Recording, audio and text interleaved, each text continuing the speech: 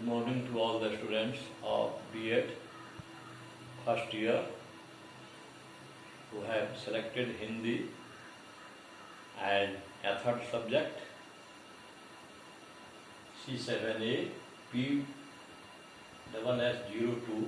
हिंदी शिक्षण यूनिट 1 व्याख्यान 37H। कल था 36H क्योंकि कल का काम कुछ अधूरा रह गया था, फिर उसको आगे लेकर के हम चल रहे हैं। प्रश्न वही है, हिंदी शिक्षण के विभिन्न लक्ष्यों उद्देश्यों का वर्णन करें। पहले कल वाला में जो अधूरा रह गया उसको हम लोग पूरा करेंगे। कल हम बता रहे थे विभिन्न शैक्षिक स्तरों पर हिंदी भाषा शिक्षण के उद्देश्य। उसमें हमने बताया था प्राथमिक शिक्षा स्तर पर, माध्यमिक एवं उच्च माध्यमिक शिक्षा स्तर पर, तीसरा था उच्च शिक्षा स्तर पर। हम प्राथमिक शिक्षा स्तर हुआ, इसमें हमने जोड़ा है 1 to 8, क्लास 1 to 8 तक को जोड़ा है। इसमें है प्राथमिक शिक्षा में जो है भाषाई कौशलों, हम जानते हैं कि 4 प्रकार के भाषाई कौशल होते हैं: सुनना, बोलना, पढ़ना, लिखना। इसको शॉर्ट में हम कहते हैं सुबोपली, अंग्रेजी में कहते हैं LSRW, listening, speaking, reading and writing. तो LSRW वहां है, यहाँ हिंदी में है सुबोपली। आइए, पहला है सुनना। सुनना में सामाजिक एवं राष्ट्रीय महत्व से संबद्ध है प्रकरणों, संवादों, नाटकों आदि को सुनकर उनमें प्रयुक्त स्वाराघात, बलाघात, विराम, हर्ष, विषाद जैसे भावों को समझना। कल हमने बताया था स्वराघात और बलाघात। स्वराघात है, यह है जैसे है हम कह रहे हैं अनाधिकार, अनाधिकार। यहां पर हम अनाधिकार में अधिकार पर अधिक जोर है, तो यहां पर अ हट गया है, अनाधिकार, अनाधिकार है। उसी तरह बलाघात में शब्द के प्रत्येक अक्षर पर हमारा पूरा ध्यान, पूरा जोर बोलते समय नहीं रहता है। जैसे उदाहरण ले लीजिए, कलम, कलम ल पर अधिक जोर है। उसी तरह कमल, वहां पर जो है म पर अधिक जोर है। इसी को कहते हैं बलाघात। बोलते समय जब एक ही शब्द के किसी अक्षर, किसी लेटर पर अधिक ध्यान, जब हमारा अधिक जब उस पर जोर डालते हैं बोलते समय, तो उसको कहते हैं बलाघात। जैसे कलम और कोमल, कलम में म पर अधिक जोर है और कमल में म पर अधिक जोर है। आइए, बोलना। बोलना बलाघात आरोह अवरोह के साथ साथ आत्मविश्वास से लबरेज होकर, परिपूर्ण होकर स्पष्ट भाषा में प्रवाहपूर्ण ढंग से बोलना।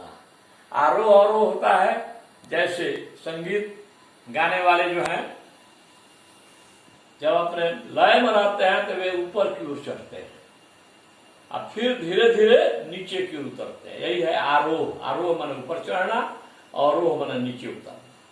तो बोलते वक्त जो है कहाँ पर ऊपर चढ़ना है, कहाँ पर नीचे आना है, इस पर ध्यान दिया जाता है। यही आरोह होता है। और जब जो वक्ता होता है वह आत्मविश्वास से लवरेज होकर, परिपूर्ण होकर स्पष्ट भाषा में प्रवाहपूर्ण ढंग से बोलता है। प्रवाहपूर्ण जैसे नदी की धारा बिना विराम लिए हुए आगे की ओर बढ़ती जाती है, उस तरह वक्ता भी आगे की ओर बढ़ता जाता है। अगर वह रुक गया तो इसका अर्थ है कि उसमें कहीं ना कहीं आत्मविश्वास की कमी है। पढ़ना। पढ़ना विराम चिन्हों का ध्यान रखते हुए, यहाँ पर पूर्ण विराम है वहां थोड़ा सा हम रुक जाते हैं।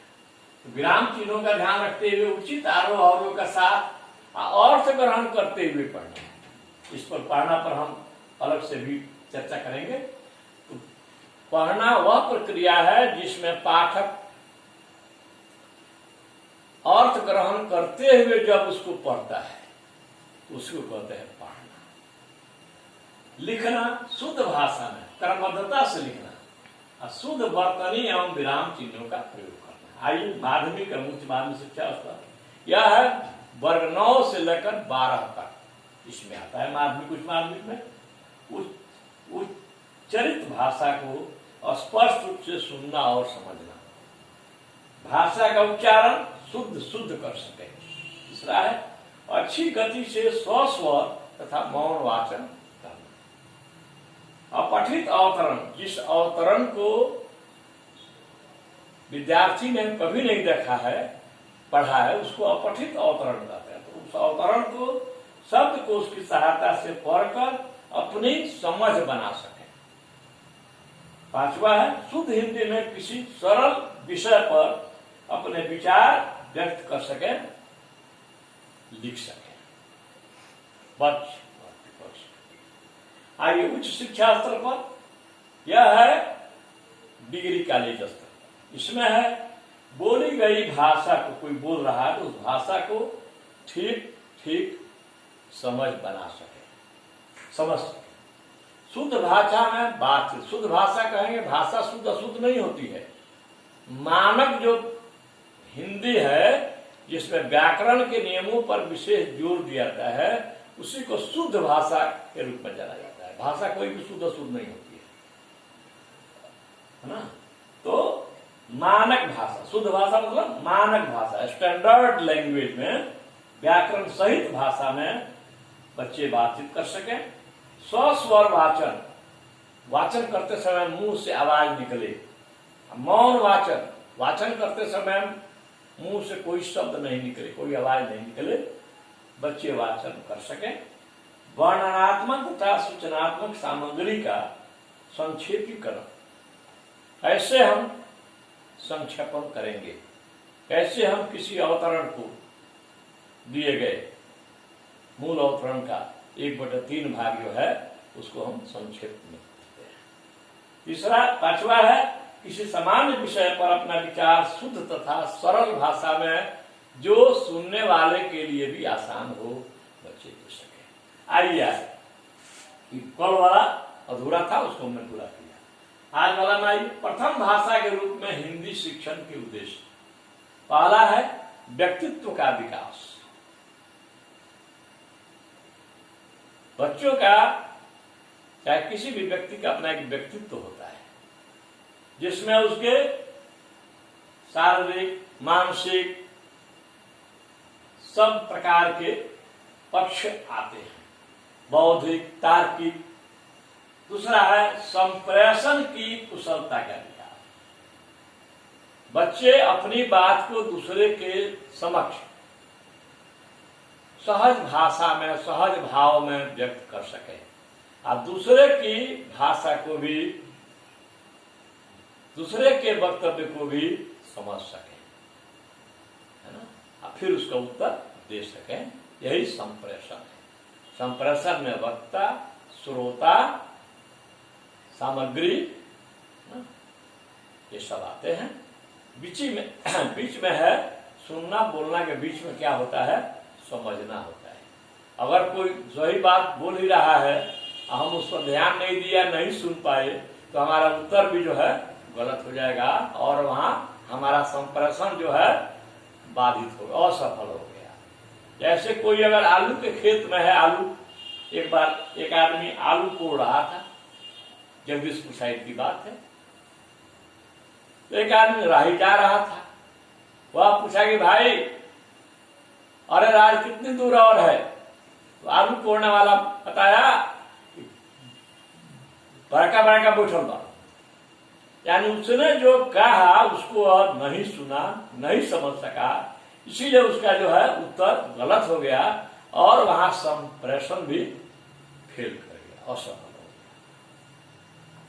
तो तीसरा है नागरिकता का विकास। बच्चे सुसभ्य और लोकतांत्रिक नागरिक बन सके, सुसभ्य हो, सुसंस्कृत हो।